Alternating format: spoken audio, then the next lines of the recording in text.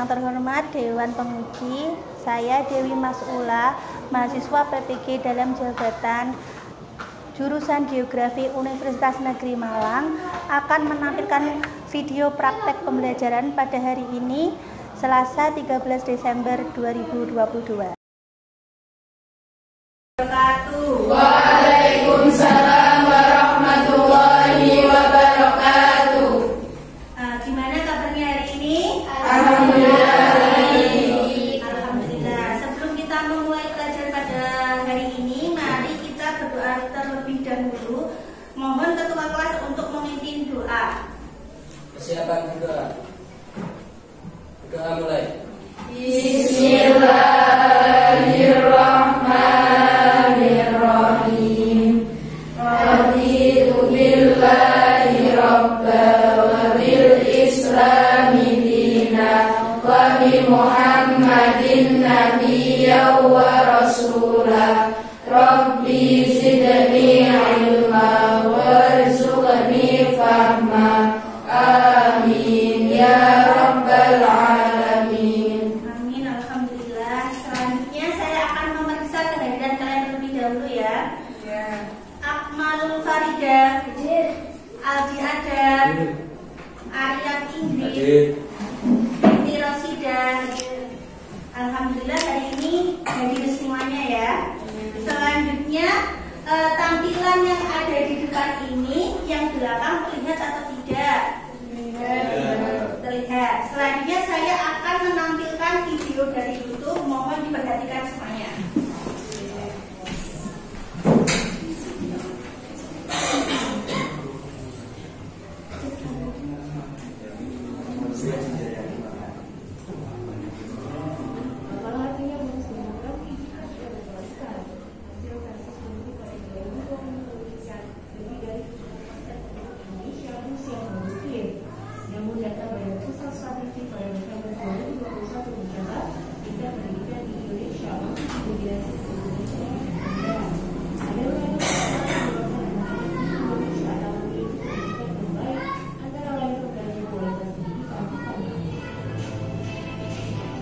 Tadi setelah lihat video, ternyata bagaimana kualitas pendidikannya di Indonesia?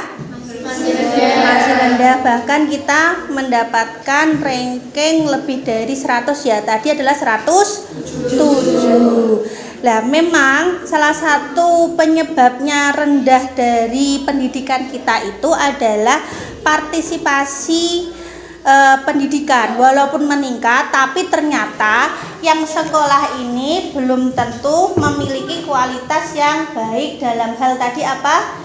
Membaca, berhitung, seperti itu ya, berpikir kritis. Nah, maka dari itu ya, kita mulai sekarang memperbaiki cara belajarnya kita sesuai dengan kurikulum yang diterapkan, yaitu kurikulum 2013. Untuk kalian masih di kurikulum 2013, di mana siswa harus aktif dalam mengikuti pelajaran. Jadi sentralnya bukan saya, tapi juga kalian harus aktif dalam belajar. Maka dari itu, mulai sekarang kita harus berlatih untuk belajar aktif dengan memulai pada pelajaran pada hari ini. Nah, semoga setelah kalian melakukan pembelajaran aktif, nanti kualitas pendidikan di Indonesia akan meningkat dan kemiskinan pun akan berkurang seperti yang disebutkan di akhir video tadi. Gitu ya. Nah, selanjutnya kemarin kita bab yang pertemuan sebelumnya kita membahas tentang sumber data kependudukan. Ada apa saja sumber data kependudukan? Ada 3, yaitu ada sensus, terus ada survei, dan ada dan registrasi. Lah, hari ini kita akan belajar tentang indeks pertumbuhan manusia. Lah, indikator tadi di awal kan kita disebutkan bahwa kita mendapatkan ranking 107 tadi ya. Itu berdasarkan beberapa data yang kita peroleh dari sumber data yang kalian sebutkan tadi. Ada sensus, ada survei, ada registrasi. Jadi masih ada hubungannya dengan pembelajaran yang sebelumnya kita pelajari. Oke. Selanjutnya saya akan menjelaskan indikator pencapaian kompetensi. Di kurikulum 2013 ada yang dinilai, yang pertama adalah pengetahuan dan yang kedua adalah keterampilan. Untuk pengetahuan ini adalah menguraikan pengertian indeks pembangunan manusia. Yang kedua, menguraikan manfaat penentuan indeks pembangunan manusia Indonesia. Yang ketiga adalah menganalisis dimensi dasar indeks pembangunan manusia Indonesia. Yang keempat adalah memecahkan masalah indeks pembangunan manusia Indonesia. Sedangkan keterampilannya yaitu menyajikan data dimensi dasar indeks pembangunan manusia Indonesia dalam bentuk tabel. Dan yang kedua, mempresentasikan data dimensi dasar indeks pembangunan manusia Indonesia. Jadi indikator pencapaian kompetensi kita pada kali ini adalah yang sudah saya bacakan itu tadi. Selanjutnya, mengapa kita perlu mempelajari hal ini? Pertama, IPM tadi adalah indeks pembangunan manusia, merupakan indikator yang penting untuk mengukur keberhasilan dalam upaya membangun kualitas hidup masyarakat. Jadi data ini diperlukan oleh pemerintah untuk meningkatkan kualitas hidup masyarakat Indonesia. IPM merupakan data yang strategis sebagai tolak ukur kinerja pemerintah, juga sebagai indikator dalam penyusunan anggaran. Jadi tadi ya, kalau kualitas pendidikannya Indonesia masih kurang, berarti pemerintah bisa membayangkan untuk anggaran tahun depan berarti dikonsentrasikan kepada pendidikan. Misalnya adalah seperti itu. Maka dari itu hari ini kita belajar tentang IPM. Nah, kualitas pendidikan di Indonesia itu termasuk tergolong rendah. Maka dari itu, walaupun kalian belum diterapkan kurikulum Merdeka, tapi kurikulum 13 itu pun juga memberikan beberapa alternatif model pembelajaran agar melatih kalian menjadi generasi yang bisa berpikir aktif. Salah satunya adalah model pembelajaran problem based learning, di mana nanti kalian harus membentuk kelompok. Sudah dibentuk kelompok ya kemarin? Terus berdiskusi untuk menentukan permasalahan, faktor penyebab dan alternatif solusi dari permasalahan tersebut. Dan yang ketiga, nanti perwakilan kelompok mempresentasikan hasil karyanya di depan teman-teman. Jadi hari ini kita akan menerapkan problem based learning. Nah, penilaiannya itu untuk KKM pengetahuan minimal kalian harus mendapatkan nilai 70, sedangkan keterampilan kalian harus mendapatkan juga minimal 70. Nanti kalau tidak mencapai nilai 70 kalian harus remedi. Oke. Selanjutnya, sebelum kita memulai pelajaran, hari ini kita akan mengadakan post test, maksudnya pretest. Itu adalah untuk mengukur kemampuan awal kalian. Sekarang saya sudah mengirimkan link Google Form yang ada di grup WA kalian. Silahkan dibuka dan dikerjakan sebisanya. Ini untuk mengukur kemampuan awal kalian dalam bab indeks pertumbuhan manusia. Silahkan dikerjakan. Saya beri waktu 3 menit.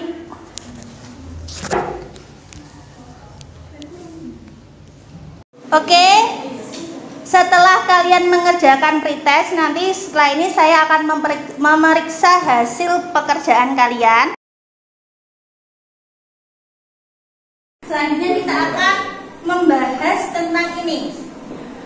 Negara dengan indeks pembangunan manusia atau IPM terbaik 2022.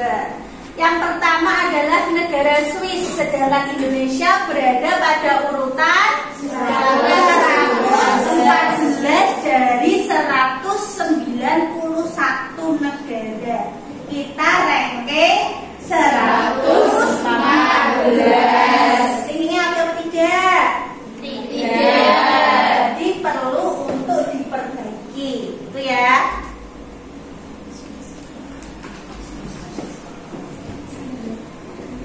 Dalam mengukur IPM tadi, apa saja tuh yang diukur? Yang pertama, umur panjang dan hidup sehat. Berarti Swiss tadi dalam hal kesehatan itu mempunyai kualitas yang baik, gitu ya. Begitu pula dengan pengetahuan yang diperoleh dari pendidikan. Yang ketiga adalah standar hidup layak dalam hal perekonomian. Jadi kita itu kemarin dinilai itu berdasarkan apa kan? Angka 114 ya tadi. Itu tidak semerta langsung muncul, tapi berdasarkan 3 indikator ini. Tadi di awal sudah disebutkan bahwa kalian sudah membentuk kelompok yang pernah kita bentuk sebelumnya. Sekarang silakan berkumpul dengan kelompoknya dan tempat duduknya dibuat melingkar biar saat diskusi lebih maksimal. Untuk kelompok 1 di sebelah sini ya depan, kelompok 2 di sebelah sini, dan kelompok 3 di belakang, begitu pula di kelompok 4. Silakan mulai sekarang membentuk kelompok. Semuanya sudah berkumpul dengan kelompoknya. Kelompok 1 sudah ya, kelompok 2, 3, dan 4. Selanjutnya saya akan membagikan LKPD. Untuk kelompok 1, 2, 3,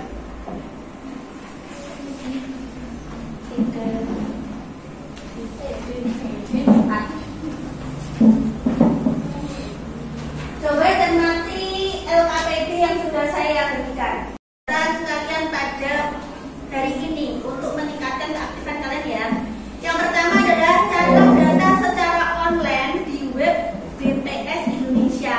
Di bawah juga sudah saya berikan linknya ya, atau alamat webnya. Apa yang perlu dicari adalah tentang data anak-anak tidak sekolah menurut jenjang pendidikan dan tempat tinggal. Itu ya, nanti kalian buat PS. Yang kedua, tuliskan hasil temuan kalian dalam bentuk tabel. Yang ketiga, berdasarkan data yang telah kalian temukan, lebih banyak manakah jumlah anak yang tidak sekolah di desa ataupun di kota?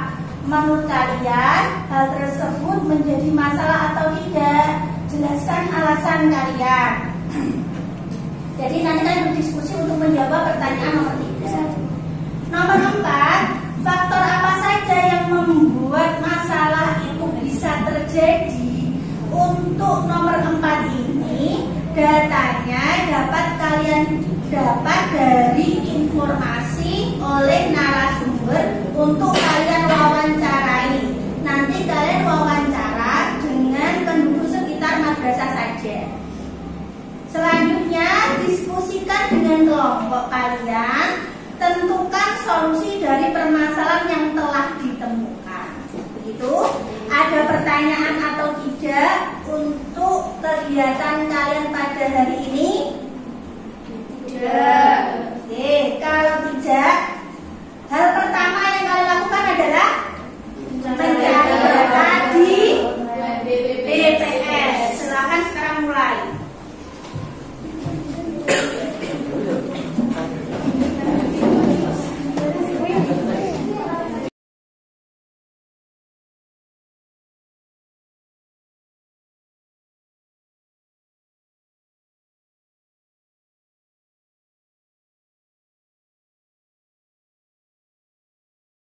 Assalamualaikum Bu, saya minta waktunya sebentar untuk mewawancarai Ibu sebagai tugas geografi. Waalaikumsalam. Terus? Yang pertama, apa pendidikan terakhir Ibu? MTS. Yang kedua, mengapa Ibu hanya bersekolah sampai MTS? Karena tidak punya dana. Baik. Yang ketiga, menurut Ibu sebenarnya pendidikan perlu apa tidak untuk kehidupan? Penting sekali. Karena pekerjaan lebih baik kalau pendidikan lebih tinggi. baik. Terima kasih atas wawancaranya. Wassalamualaikum warahmatullahi wabarakatuh. Waalaikumsalam warahmatullahi wabarakatuh. Assalamualaikum Pak, saya minta waktunya sebentar untuk mewawancarai Bapak sebagai tugas geografi. Apa pendidikan terakhir Bapak? SD. Mengapa Bapak hanya sekolah sampai SD? Nggak ada biaya. Menurut Bapak sebenarnya pendidikan itu penting atau tidak? Penting. Alasannya apa Pak? Karena terbatas apa itu namanya, keuangannya, jadi nggak bisa lanjut sampai berhenti di SD. Ya, terima kasih Pak atas wawancaranya. Wassalamualaikum warahmatullahi wabarakatuh. Oke, kalian tadi sudah mencari informasi dengan wawancara di sekitar madrasah kita ya. Sekarang hasil-hasil dari wawancara serta diskusi yang telah kalian lakukan silakan dibuat dalam bentuk PowerPoint. Setelah itu nanti kalian perwakilan kelompok mempresentasikan di depan kelas. Itu ya, kita tidak. Kalau tidak, sudah mulai kita membuat PowerPoint.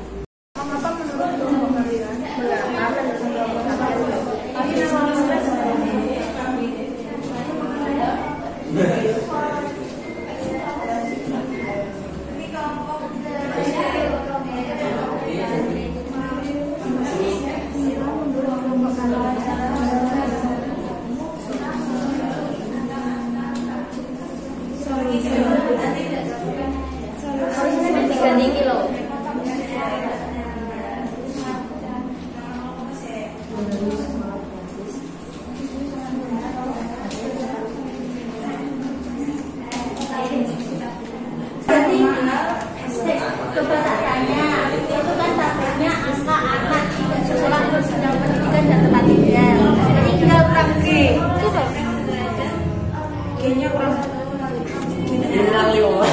Ya.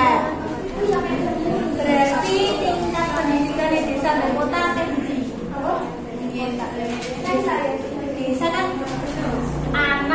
angka anak tidak sekolah, jadi banyak angka desa ke kota. Nah, berarti angka anak tidak sekolah di desa lebih banyak daripada kota, ya kan? Nah, berarti permasalahannya apa? Ditulis.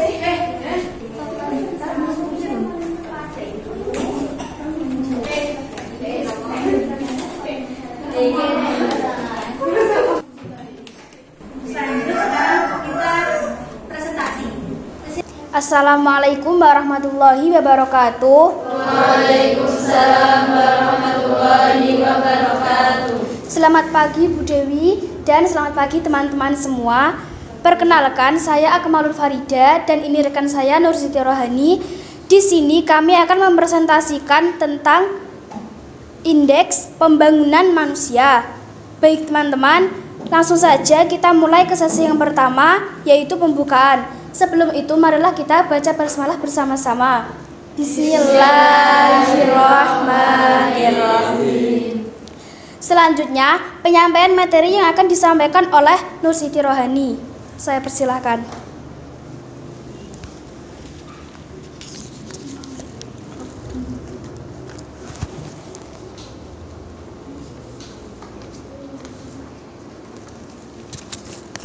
Oke, saya akan menjelaskan tentang angka anak tidak sekolah menurut jenjang pendidikan dan tempat tinggal.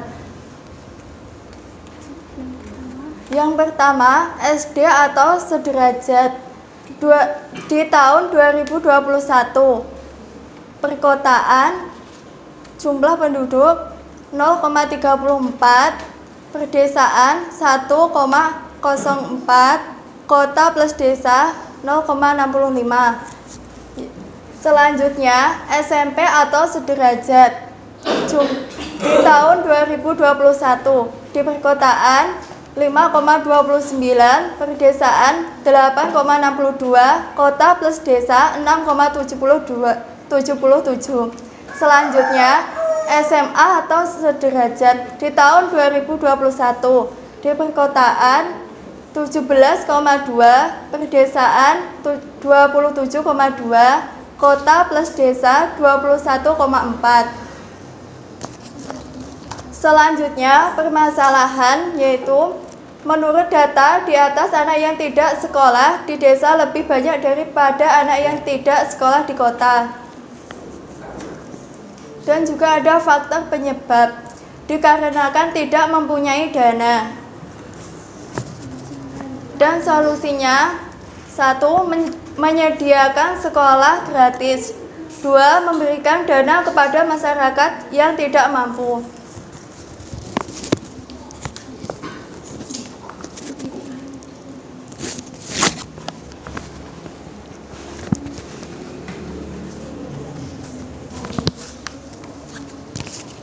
Demikian penyampaian materi dari Nur Siti Rohani. Selanjutnya, sesi tanya jawab. Di sini saya akan membuka satu pertanyaan. Yang ingin bertanya silakan angkat tangan, sebutkan nama dan kelompok, lalu sampaikan pertanyaannya. Baik, silakan. Saya Cindy Salama dari kelompok 2. Jawabanku ya. Bagaimana upaya pemerintah untuk meningkatkan kualitas pendidikan di Indonesia? Oke, saya akan menjawab soal dari kelompok 1, yaitu 1. Program pembangunan kurikulum. 2. Program pengadaan buku paket. 3. Pos bantuan operasional sekolah. 4. Program manajemen peningkatan mutu berbasis sekolah. Baik, terima kasih. Sekian presentasi dari kelompok kami. Apabila ada kurangnya saya mohon maaf. Wassalamualaikum warahmatullahi wabarakatuh. Waalaikumsalam warahmatullahi wabarakatuh. Pertama untuk kelompok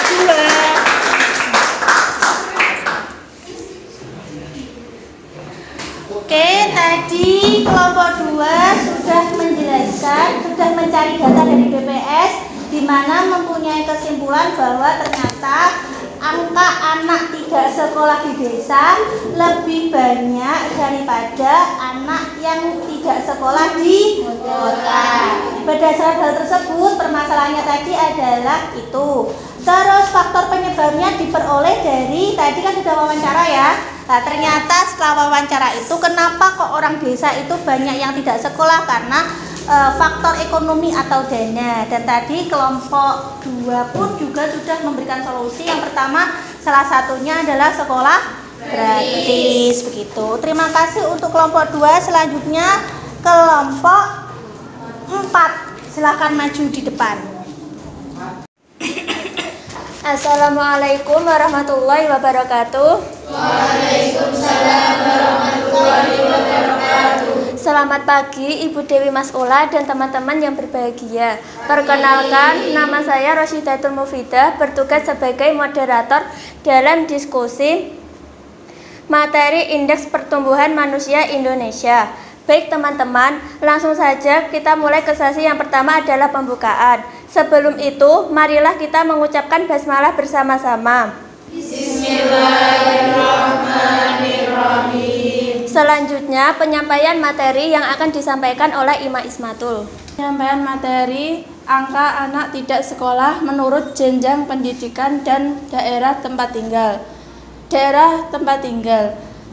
SD sederajat perkotaan tahun 2021 0,34, SMP sederajat tahun 2021 5,29, SMA sederajat tahun 2021 17,2. Daerah tempat tinggal perdesaan tahun 2021 SD sederajat 1,04, SMP sederajat 8,62, SMA sederajat 27,2. Daerah tempat tinggal perkotaan plus perdesaan SD sederajat 0,62, 0,65, SMP sederajat 6,77, SMA sederajat 21,4. Kan tabel di atas identifikasi masalah. Jadi masalahnya tingkat pendidikan anak di perdesaan lebih rendah daripada di perkotaan. Faktor penyebab menurut wawancara tadi adalah permasalahan ekonomi yang sangat tinggi. Solusi untuk mengatasi anak tidak sekolah di Indonesia adalah: 1. Memberikan dana kepada orang yang tidak mampu agar dapat menikmati pendidikan yang layak. 2. Membuat program wajib belajar dan membuat program kejar paket. Yang ketiga, pemerintah lebih memperhatikan rakyat yang tidak mendapat pendidikan. Yang terakhir, membangun sekolah gratis. Jadi kesimpulannya adalah agar dapat menikmati pendidikan yang layak, kita harus membangun program wajib belajar dan program kejar paket. Baik, terima kasih kepada Ima Ismatul. Selanjutnya adalah sesi tanya jawab. Baik teman-teman, apakah ada yang ditanyakan? Saya dari kelompok 1 ingin bertanya, mengapa menurut kelompok kalian solusi dari membangun sekolah gratis itu dapat memecahkan masalah di desa? Dengan cara ini mungkin masyarakat dapat terbantu, yang mempunyai masalah ekonomi dapat sangat terbantu. Ya, terima kasih. Demikian presentasi dari kelompok kami. Saya selaku moderator meminta maaf apabila ada kekurangan. Wassalamualaikum warahmatullahi wabarakatuh. Waalaikumsalam warahmatullahi wabarakatuh.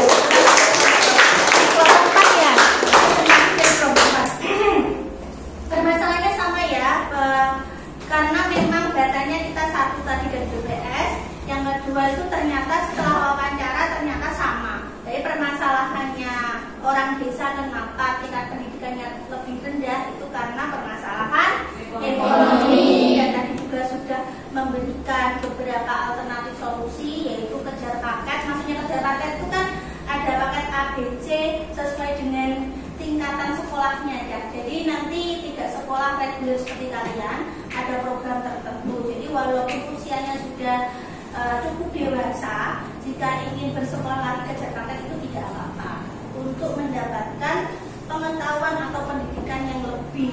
Tidak hanya tadi kalau wawancaranya kelompok 4 tadi minimal beliaunya sampai kuliah, sekolahnya sampai SD. Kalau kelompok 2 sampai MTS atau SMP. Jadi kan masih rendah ya saya. Kalau MTS itu sebenarnya sudah wajib belajar, sudah mencukupi. Tapi yang kelompok ini tadi malah SD, berarti nggak sampai mencukupi wajib belajar.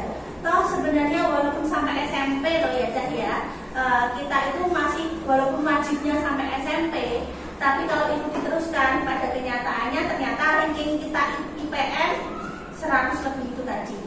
Kalau semuanya rakyat Indonesia bisa setidaknya SMA, kemungkinan nanti tingkat IPM-nya kita pun juga akan meningkat. Jadi kita tidak menjadi ranking ratusan.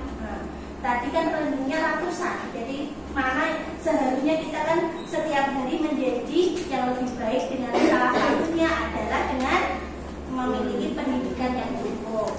Tadi hasil wawancara pun juga bilang pendidikan itu penting, tapi karena ekonomi itulah yang menyebabkan beliau tidak meneruskan pendidikannya ke jenjang lebih tinggi, gitu ya. Sudah ada yang ditanyakan atau tidak? Tidak. Nah, tadi kan saya sudah menyimpulkan hasil presentasi kalian. Sekarang coba kalian menarik kesimpulan apa yang sudah kalian pelajari pada hari ini. Siapa yang ingin menyampaikan kesimpulan pada hari ini? Oke, silakan Binti Rosida. Jadi faktor kesimpulan rendahnya pendidikan di desa adalah tidak adanya dukungan dari orang tua dan rendahnya ekonomi, ketidakmerataan pendidikan. Alternatif solusi untuk mengatasi rendahnya pendidikan di desa adalah memberikan dana kepada masyarakat yang kurang mampu, menyediakan fasilitas pendidikan yang lengkap dan merata di setiap daerah. Oke, terima kasih untuk Binti Rosi. Saya berikan kesimpulan lagi untuk pembelajaran kali ini. Kita tadi belajar tentang indeks pembangunan manusia, di mana dimensinya ada yang pertama adalah tentang kesehatan, tentang pendidikan. Dan tadi ada tentang perekonomian, seperti itu ya. Kenapa kita penting untuk mempelajari IPN tadi? Karena merupakan salah satu tolak ukur pemerintah dalam kinerjanya, sehingga diharapkan dapat meningkatkan kualitas masyarakat Indonesia ke depannya. Tadi kalian juga sudah mencari data, ternyata memiliki kesimpulan bahwa tingkat pendidikan di desa lebih rendah daripada di kota. Dan kalian juga sudah tahu faktornya, yaitu karena ekonomi. Dan kalian pun juga tadi sudah memberikan solusinya. Salah satunya adalah kejar paket, dan ada pula yang menyebutkan ada sekolah gratis. Semoga setelah ini bisa melaksanakan sehingga tingkat pendidikan di desa akan lebih baik, tidak kalah jauh dengan di kota. Karena mengingat kenapa hari ini kita belajar seperti itu, karena memang kita tempat tinggalnya di desa. Sebisa mungkin memberikan solusi permasalahan-permasalahan yang ada di desa. Oke, selanjutnya seperti di awal tadi kita sudah mengerjakan pretest. Sekarang kalian waktunya untuk mengerjakan post-test dengan alamat atau link Google Form yang sama seperti yang sudah saya kirimkan di grup. Silakan untuk mengerjakan mulai dari sekarang. Saya beri waktu 3 menit saja. Oke? Silakan mulai kerjakan.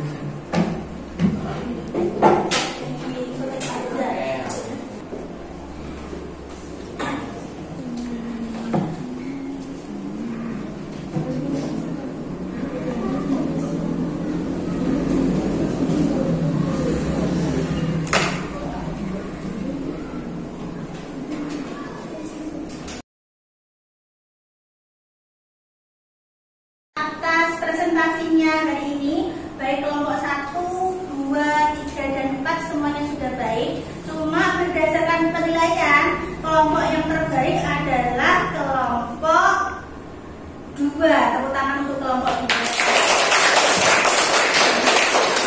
Sekarang siapa yang ingin menyampaikan pendapatnya tentang pembelajaran kali ini? Ya, silakan Triani.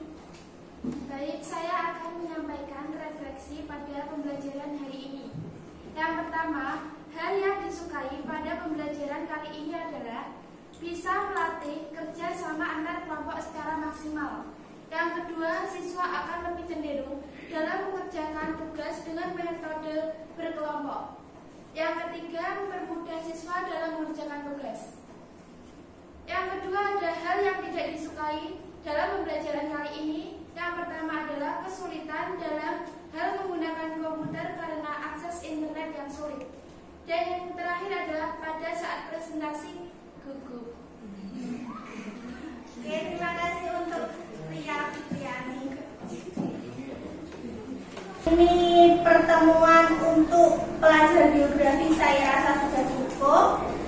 Saya mengharapkan kalian belajar bab selanjutnya untuk pertemuan besok Rabu ya. Terima kasih atas perhatiannya. Sebelumnya mari kita berdoa dulu. Silakan ketua kelas memimpin doa. Siapa doa? Doa mulai. Bismillahirrahmanirrahim.